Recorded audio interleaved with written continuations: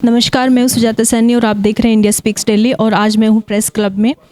हमारे साथ गो प्रतिष्ठा निर्णायक दिवस की टीम है और हमारे साथ महाराज जी हैं। वो बताएंगे कि 17 तारीख को क्या कार्यक्रम है और आम जनता जो गौ भक्त हैं उनको अधिक से अधिक संख्या में वहाँ आना है।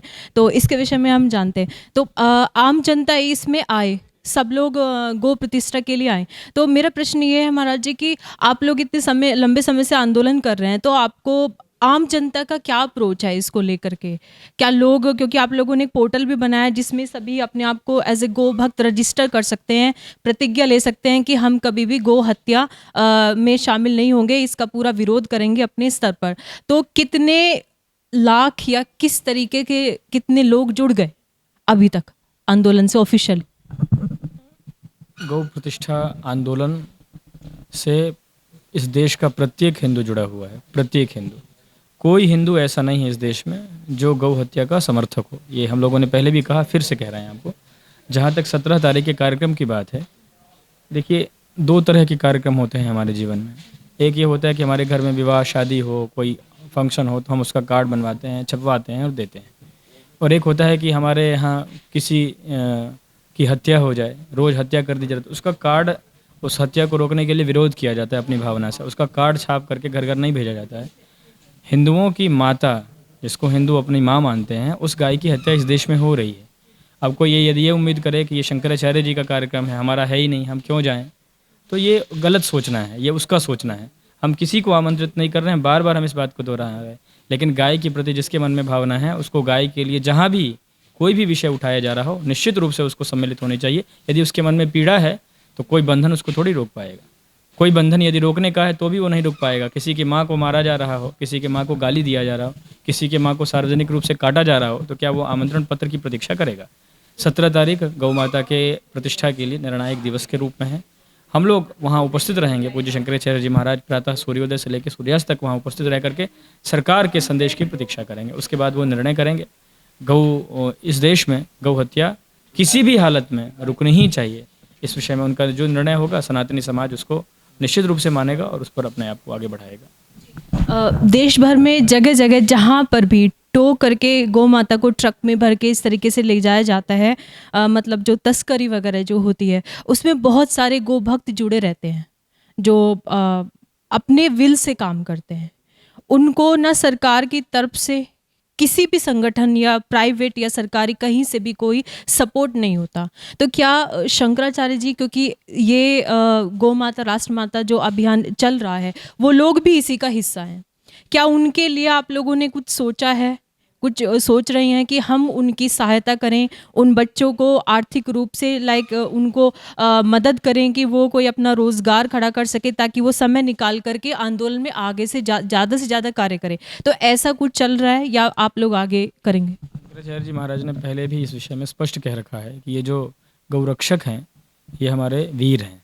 सनातन धर्म की रक्षा में इनका प्रमुख योगदान है। आप देखिए, जिस समय इस देश में गौरक्षक को औपचारिक रूप से गुंडा कहा गया, उस समय कोई बड़ा संस्थान, कोई बड़ा व्यक्ति आगे आया क्या शिवाय शंकराचार्य जी के?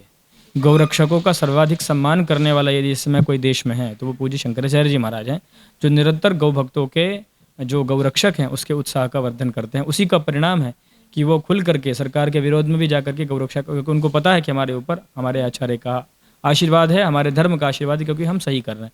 तो उनके इस कार्य को सबसे अधिक बल यदि कोई दे रहा है तो वो पूज्य शंकराचार्य जी महाराज दे रहे हैं।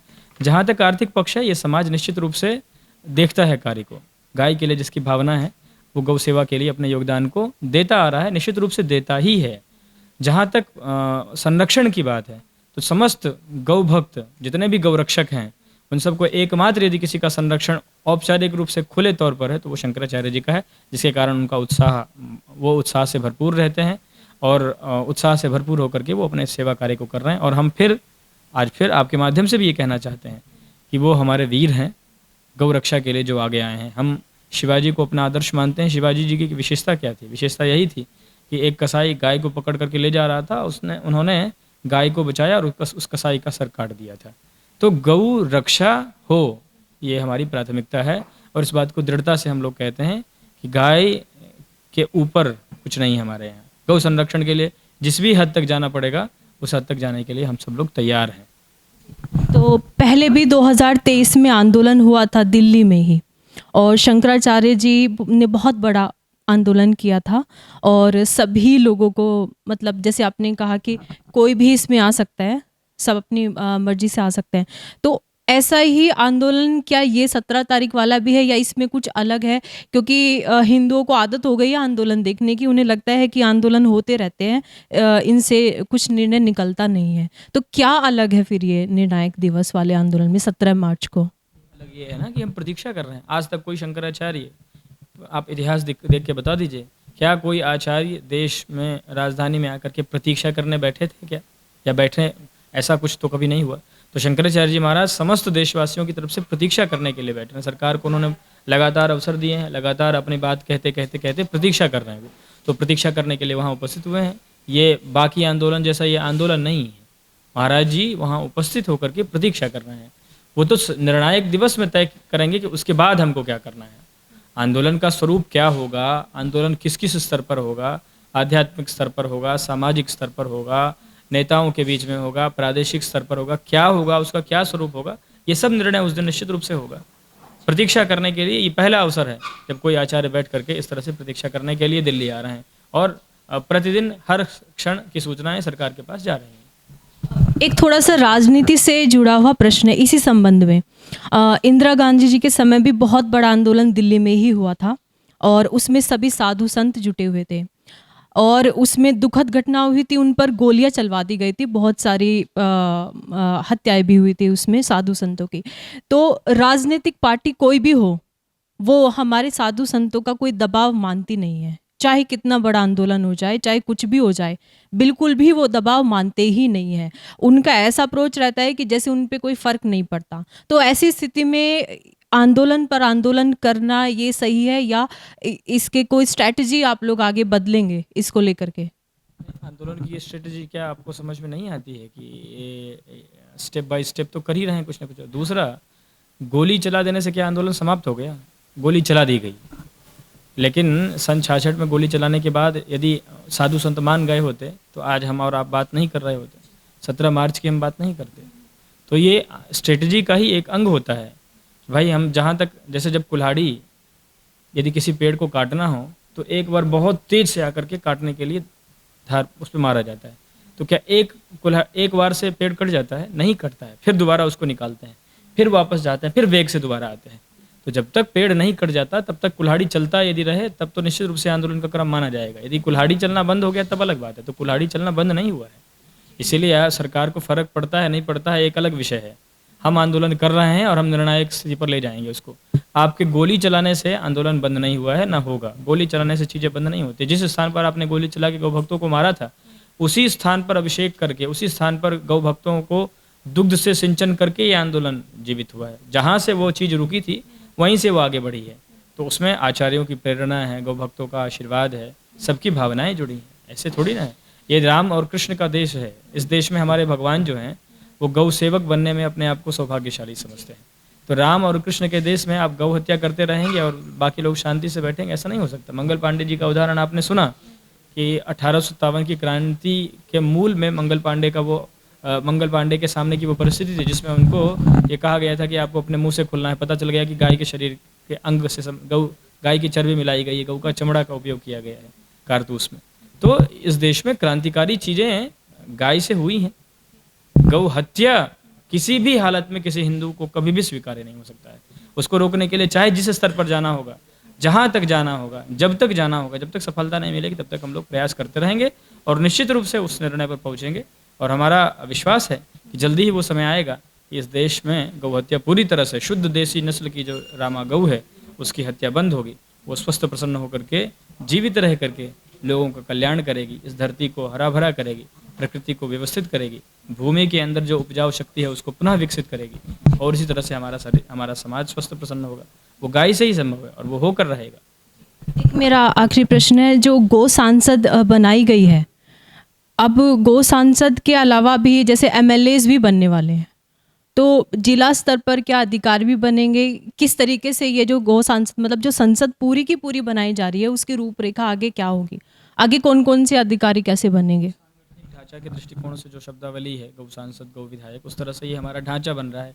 कार्य करना है तो ये एक सेटअप सबको समझ में आ चुका है कि विधायक होते हैं, फिर सांसद होते हैं, विधायक के नीचे भी एक पद। तो उस दृष्टिकोण से ये हमारा ये ढांचा है। कोई भी काम जब करना होता है ना तो संगठन बना करके ही कर सकते हैं जब देशव्यापी काम करना है। तो गाय के विषय में देशव्यापी आंदोलन निश्चित रूप से चलाना है शंकराचार्य जी महाराज को। इस दृष्टिकोण से वो सांगठनिक विस्तार कर रहे हैं और ये प्रसन्नता का विषय है कि हमारा लगभग हर प्रदेश में काफ़ी तेज़ी से विस्तार हुआ। इस विषय में हमारे आदरणीय पांडे जी और जो दूसरे संगठन के लोग हैं हम आपको बताएंगे कि कहाँ कहाँ कितना अधिक विस्तार कर चुके हैं हम लोग।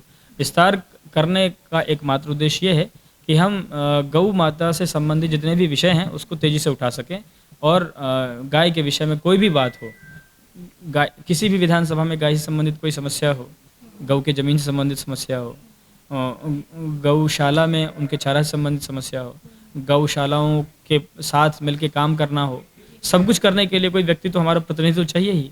तो इसी दृष्टिकोण से ये बनाया गया है।